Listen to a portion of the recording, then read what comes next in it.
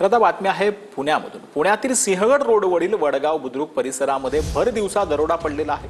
24 तासांच्याही आत जो आहे तो पोलिसांनी दरोड्यातील सर्व आरोपींना बेड्या ठोकलेल्या आहेत। गजानन ज्वेलर्स या दागिन्याच्या दुकानावर 4 दरोडेखोरांनी दरोडा टाकलेला होता। धारदार शस्त्राचा आणि पिस्तूलचा धाक दाखवत तब्बल 5 तोळ्यांचं सोनं जे आहे त्यांनी लंपास केलेलं होतं। यावेळी दुकानाच्या काचा फोडत दुकानावरील महिला कर्मचाऱ्यालाही देखील यावेळेला मारहाण जी आहे ती करण्यात आलेली होती। दरम्यान पोलिसांनी अल्पवयीन तरुणांसह 3 जणांना अहिल्यानगरमधून बेड्या ठोकल्या।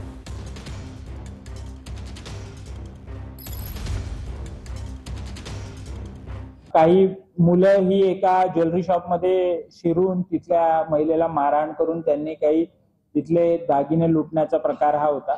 त्यामध्ये स्थानिक police station, Sinhagad road police station आणि क्राइम ब्रांच युनिट 3 यांनी एकत्रितरित्या कामगिरी करून ते त्या गुन्ह्यामध्ये सहभागी असलेले 4ही आरोपी ताब्यात घेतले।